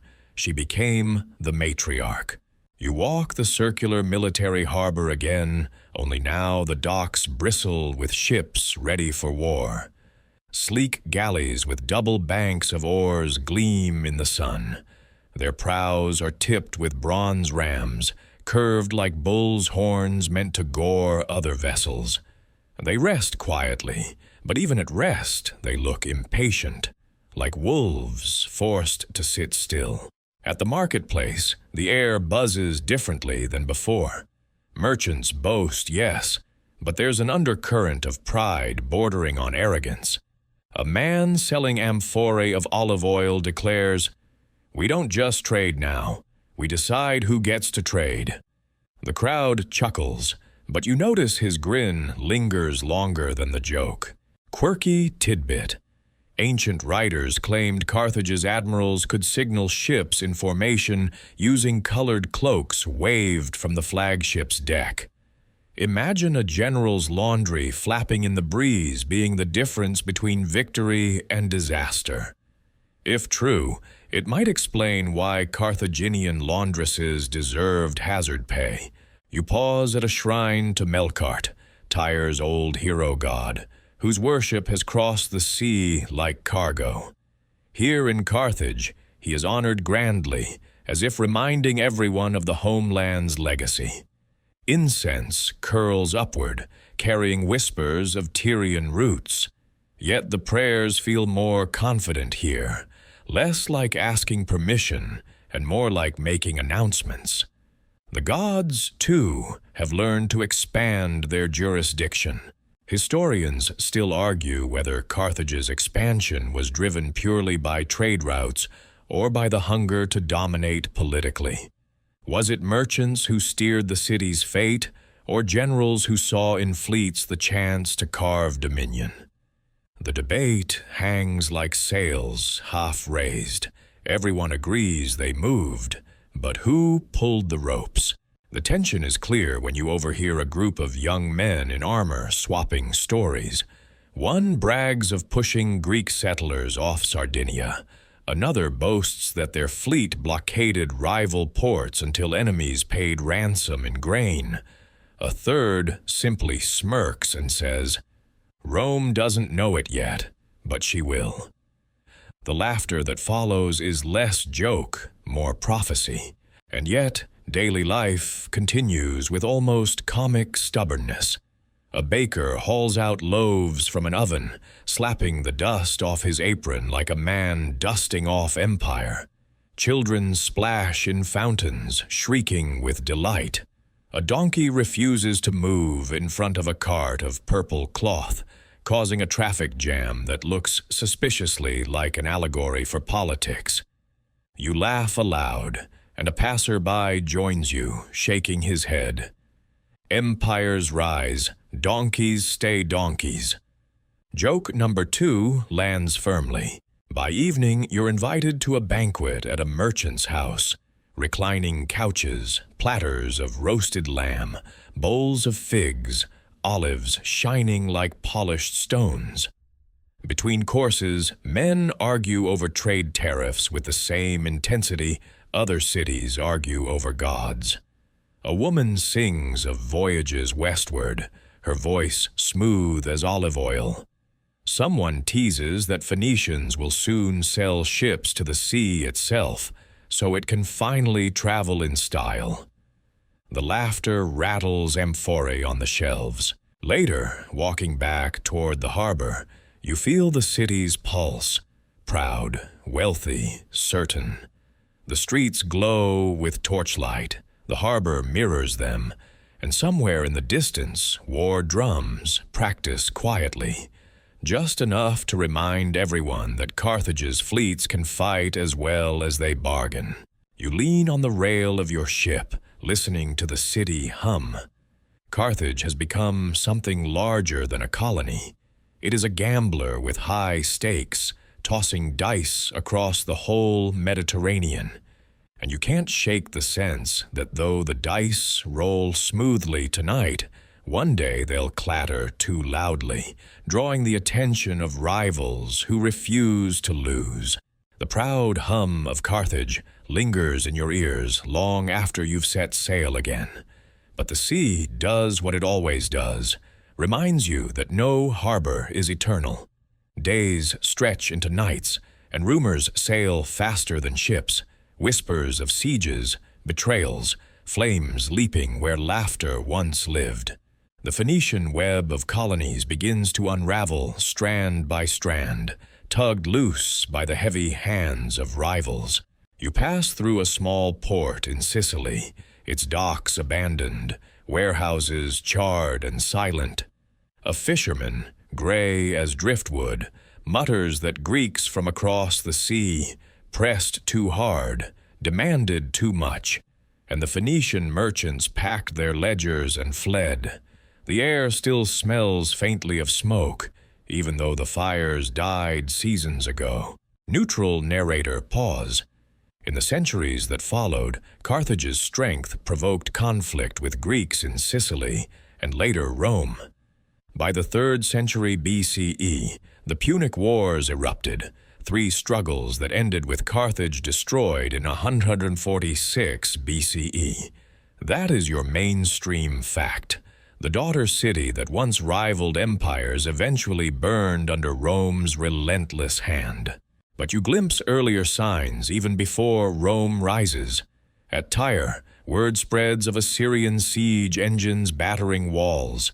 At Sidon, tribute drains coffers until merchants can barely keep ships afloat. Byblos, once a queen of trade, becomes a tired scribe for other men's empires. You walk these streets and hear the sighs in their stone, like instruments that once sang but now only hum. Quirky tidbit. Some tales say that when Alexander the Great besieged Tyre, he built a massive causeway out to the island city, essentially dragging the mainland out to meet it. Locals joked bitterly that the sea itself betrayed them by giving Alexander dry feet. The causeway still exists today, a stubborn scar where water once rolled free. At Carthage, you watch ships rush to and from the harbor, soldiers marching, drums thundering louder than laughter. The city still thrives, but you feel the tremor beneath it, the knowledge that dominance breeds enemies as surely as storms breed waves. Children still splash in fountains, donkeys still block carts, bakers still slap dust off loaves, but the edges of conversation tighten. Even merchants, usually fluent in optimism, mutter that Rome's appetite is not for trade, but for conquest. Historians still argue whether Carthage's downfall was inevitable because of its rivalry with Rome, or whether diplomacy could have saved it. Was the destruction destiny, or a gamble lost at the table of politics? The debate keeps historians busy, but here on these streets the outcome feels like thunder waiting behind the horizon. You witness fragments of the unraveling. A colony in Spain declares loyalty to Carthage one year, then Rome the next. Sardinia rebels. Corsica slips away. Sicily becomes a chessboard where every port changes hands more often than dice change fingers in a tavern. Even in victory, Carthage bleeds coin and sailors, and the sea begins to whisper a question no merchant wants to hear. What if we lose? At night, you stand by the shore and watch the fire-smeared horizon. Somewhere out there, fleets clash, bronze rams splintering hulls, men shouting over the roar of waves. You hear only the echoes, never the gore. But even the echoes leave the air heavy. And then, years later, the unthinkable. Carthage itself besieged. You see smoke pillars in memory more than sight, black scars against the sky. The proud double harbor, silenced, its ships destroyed or captured. The circular dockyards that once boasted efficiency now gape like empty sockets. The city burns, and in its ashes Rome sows salt. Whether literally or only in legend, the story endures. One sailor near you chuckles bitterly, joke number 2 in this dark chapter. At least Rome can finally stop complaining about our tariffs. The laughter is jagged, but it still counts as laughter. You return eastward, drifting past Tyre. Its proud island walls still stand, yet you know they too have been breached. Sidon bows to new rulers. Byblos whispers its glory only in books. The Phoenician world has fractured, scattered like amphorae dashed against rocks. And yet, even in decline, you see fragments of endurance. Glass beads still glitter in markets. Letters carved in Phoenician script echo into alphabets yet unborn. Children chase each other through alleys with figs in sticky fists. Cats still own rooftops. The ordinary survives even when empires collapse. As the sun sets behind you, casting long shadows across the broken harbors, you feel both grief and inevitability. The sea remembers every shipwreck, but it also remembers every voyage. And though Carthage has burned, though Tyre has bent, the Phoenicians' ripples have already spread too wide to vanish. The harbors you leave behind keep speaking even after the piers rot and the customs clerks run out of ink. You feel it most in small things that refuse to vanish. A shard of blue-green glass winking from a path after rain. A carved rosette tucked into a lintel where only sparrows notice. A letter scratched by a bored apprentice on a jar that once held oil and now holds daisies. The sea takes away ships. It leaves ideas. You trace your finger along a fragment of inscription set as a step in a new house. The characters are spare. No flourishes, no peacock tails, just brisk marks that get to the point. Aleph, Beth, Gimel, Daleth, a silent ox, a house, a camel, a door, all carved down to bones. Neutral voice for a heartbeat. The Phoenician script, an abjad of consonants, spread with traders across the Mediterranean. The Greeks adapted it by adding symbols for vowels, and from Greek came Latin and the alphabets of so many modern tongues. That is your mainstream fact. Every menu, street sign, and text message you skim today carries the ghost of hands that once tied cargo and inked ledgers in Tyre and Sidon. If letters had frequent sailor miles, yours would never pay for a flight again. You walk through a market where new goods wear old shapes. Glass catches the light in the same cheeky way it did in those coastal workshops. Bowls like captured bubbles, beads that make sunlight behave. The vendor rattles them in his palm and grins. Ancient bling, he says, which is both ridiculous and accurate. He swears his beads were blown as in the days of our mothers' mothers, then winks to admit the timeline's flexible. Historians still argue whether certain glass-blowing techniques traveled with Phoenician artisans or were reinvented independently in later centuries. Trade routes are clear lines on water until the wind redraws them. Tucked under the shade of a palm, an old craftsman carves ivory inlays, lotus, palmette, winged sphinx, motifs that once rode out from Levantine ports to palaces as far away as Assyria, faint signatures hidden in thrones and boxes and bed frames. You lean closer and catch the same measured elegance, the tidy way curves meet corners. If you listen hard enough, the chisel seems to echo with ship bell rhythm. A child asks why lions have wings. The carver answers that some animals are too important to be limited by anatomy.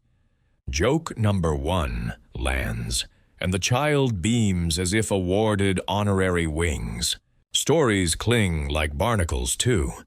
In a wine shop, a sailor retells an old tale of Cadmus, a Tyrian wanderer who carried letters to Greece the way other men carried grain. Is it history wearing a hero's cape, or myth borrowing a ledger? A little of both, perhaps. Quirky tidbit. Some Greek accounts say the earliest Greek letters were called Phoenician, and that Cadmus planted them like seeds. Whether he existed or not, the legend insists that alphabets can be cargo. You raise your cup to that idea. Dry goods satiate today. Symbols feed centuries.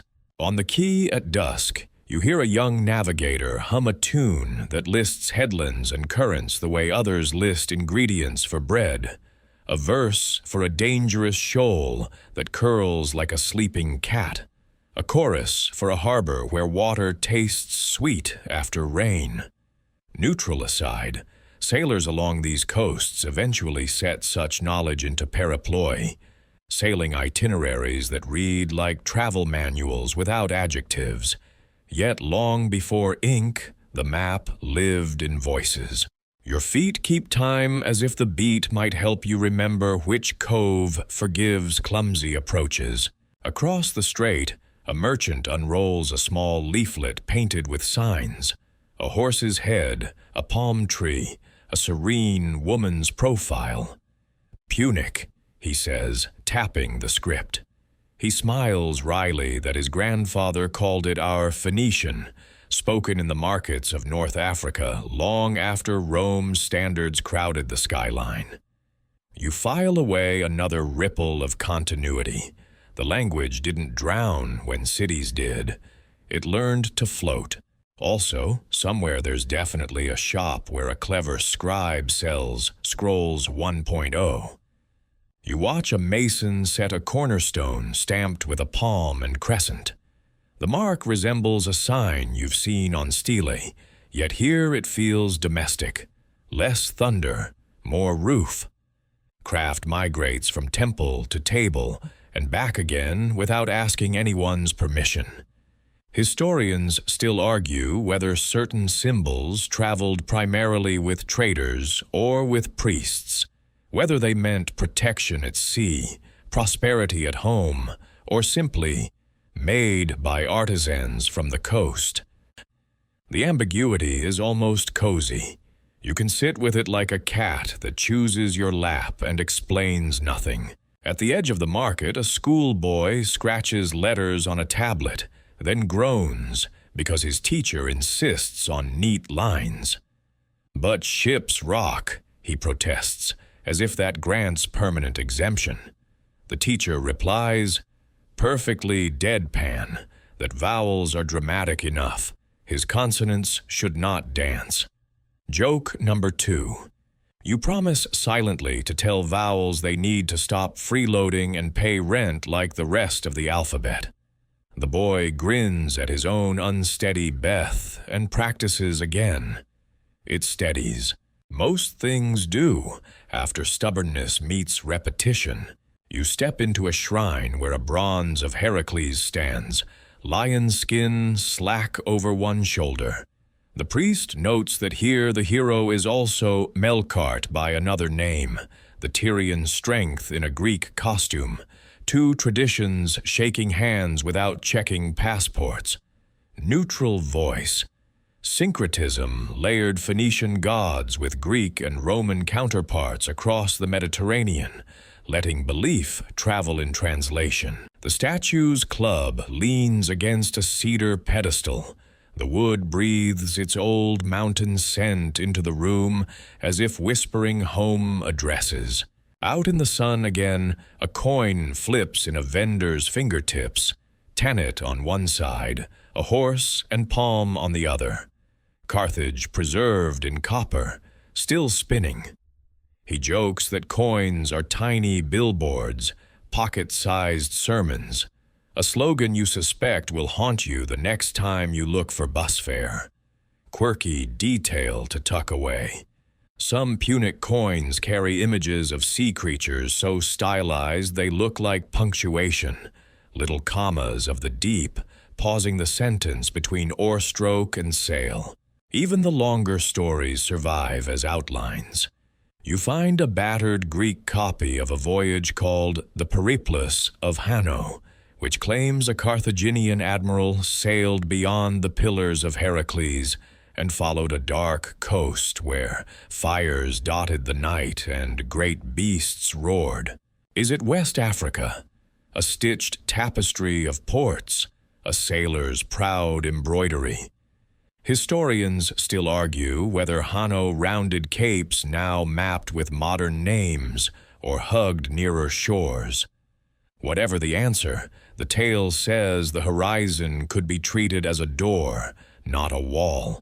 Before sunset, a girl proudly reads a line of letters she's just mastered and then rewards herself with a fig. She offers you half with the solemnity of a treaty. You accept with the solemnity of someone who understands that treaties are often sealed by very sticky hands. The fig tastes like afternoon and patience. Joke number 3 arrives when she whispers that the best part of writing is erasing, because the gods can't read your mistakes if you make the sand smooth. You agree, adding that editors are merely specialized gods with sharp reeds. The day thins to gold. You sit on a step, feeling how much of this world survives by becoming ordinary. Letters taught to children, glass rinsed after dinner, motifs carved into things that will be touched 1,000 times without comment. Legacy is less trumpet blast than background hum, the fan in a quiet room, the keel's hush under a moon. You look down at your own hand, smudged with dust where you traced those letters, and think, the sea's cleverest trick was convincing ideas to sail. The last light of evening drapes the quay, and you sit where stone meets tide, letting small waves finish their sentences around your ankles. The bustle thins to a hush of nets being folded, oars stacked, shutters pulled in. You listen, because the sea seems to have been waiting for the room to quiet so it could talk. It does not speak in dates or kings. It speaks in rhythm, or swell, breath, like a story that learned to be a lullaby. You feel the whole route of your wandering loop back on itself. Mountain lean coasts, markets where glass sang, dye vats with their stubborn perfume, prows with painted eyes, shrines where bells stitched prayer to evening. A ferry horn grumbles offshore, modern and slightly offended, as if surprised to share a stage with moonlight. The gulls hold a late meeting over the fish scraps, sounding like auditors who just discovered a creative interpretation of inventory. You smile, because seagulls still run customs while pretending they don't. A couple strolls past, arguing amiably about dinner, seafood or not, and you wonder if they realize they are taking part in a negotiation at least 3,000 years old. Trade, appetite, compromise. The Mediterranean diet includes salt, olive oil, and a dash of history. Mainstream fact, set down like an anchor. On the Atlantic side of the Strait of Gibraltar stands Cadiz, whose ancient name, Gadir, marks it as a Phoenician foundation. Archaeology there has revealed early first millennium layers and artifacts tied to that seafaring world. The same map keeps souvenirs, Cartagena from Carthago Nova, Malaga from Malacca, place names like seashells collected in pockets you forgot you were wearing. You trace letters in a patch of sand, stiff, efficient strokes, and the tide edits you with soft hands. The alphabet that rode these waters still lines menus and road signs, still stitches laws and love notes. If the sea has a memory, it favors tools that travel light. A child nearby practices skipping stones. On the third try, the disc leaps 6 times, then sinks, leaving rings that widen and meet other rings until the surface forgets who started what. Ideas move like that, and you realize the ancient trader's cleverest cargo was the habit of sharing. Down the pier, a fisherman unrolls a weather-stiffened chart. Modern ink, old instincts. He licks a finger, feels the breeze, squints at the line of dark water where current pushes from the strait. You watch him mark a heading with a patience older than compasses. He claps a friend on the back, says something that is definitely a joke at the wind's expense, and pushes off. Some professions get uniforms, sailors get verbs, quirky tidbit to keep in your pocket, a few modern experimenters chasing the old color, still coax Tyrian purple from murex glands. They work outdoors, politely warned by neighbors that the smell could evict seagulls. When a square of cloth shifts from green to royal violet in the sun, everyone gasps, as they did then, before also stepping upwind. Prestige and pincushion noses, forever roommates. Museum lights wink on along the waterfront. Glass cases where amphorae sit like retired workers, telling stories whenever someone leans close. A guide murmurs dates. A child presses a hand to the glass. A student scribbles a note about trade networks, as if diagramming constellations. Divers return in photos, grinning beside bronze rams and stamped jars lifted from quiet sand. The sea, generous pack rat, kept everything until we remembered to ask nicely. Historians still argue whether ordinary sailors thought of themselves as Phoenicians at all, or simply as folk of Tyre, Sidon, Byblos, Carthage, city names first, larger labels second. They debate where identities blur into kinship and where they harden into flags. You decide arguments are another export that travels well, though unlike glass, they rarely shatter when dropped. The moon stands higher now, a coin you'll never spend. Its track on the water is a road with no tolls.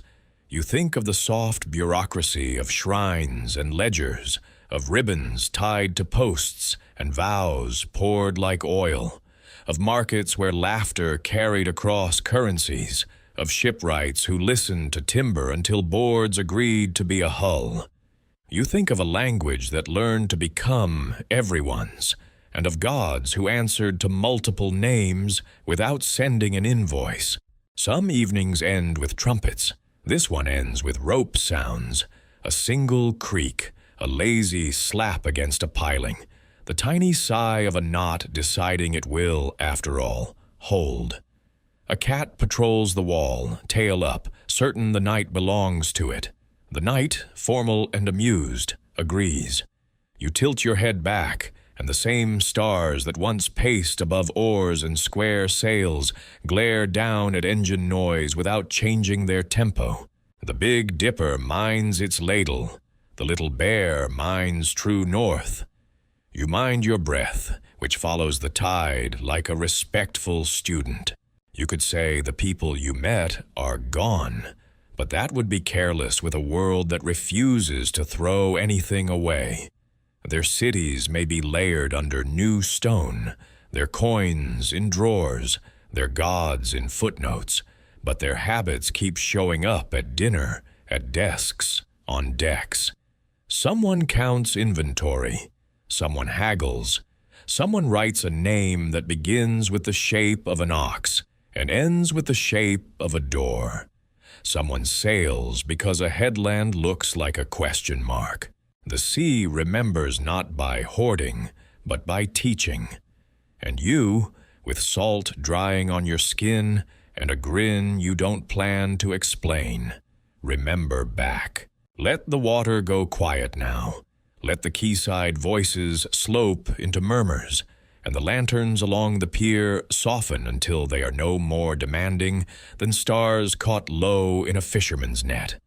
You lean against the cool stone and breathe the slow, even breath the sea prefers.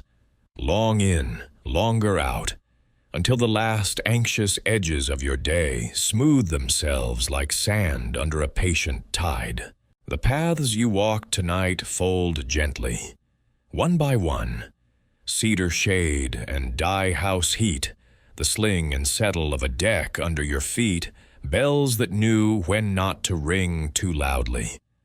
What stays is simple, wood, wind, words, and the way each learned to befriend the others. The moon lays a pale road over the water, and your eyes follow it without needing to arrive. Anywhere. Somewhere far off, a rope shifts and stops. Somewhere closer, a cat rearranges itself into the smallest possible circle and sighs as if officially off duty. You let thoughts drift through at their own pace, a painted eye on a prow, a ribbon loosening on a post, a child's fingers tracing letters that have crossed more borders than armies ever will. Everything that mattered learned how to travel kindly. Everything that wasn't needed sank and grew quiet. If sleep wants a harbor, give it this one. A gentle swell that lifts without spilling. A sky that is generous with room. A bench of stone that remembers everyone who ever waited for a tide to turn. Your shoulders unknot. Your jaw remembers it can be trusted to let go. Even the clock in your chest chooses a slower tempo, respectful of tides and patient carpenters. When you close your eyes, nothing vanishes. It only settles. The sea keeps watch. The stars keep time. And the story you carried begins to breathe on its own, small and steady as a lamp shielded by a careful hand. The end? Sweet dreams.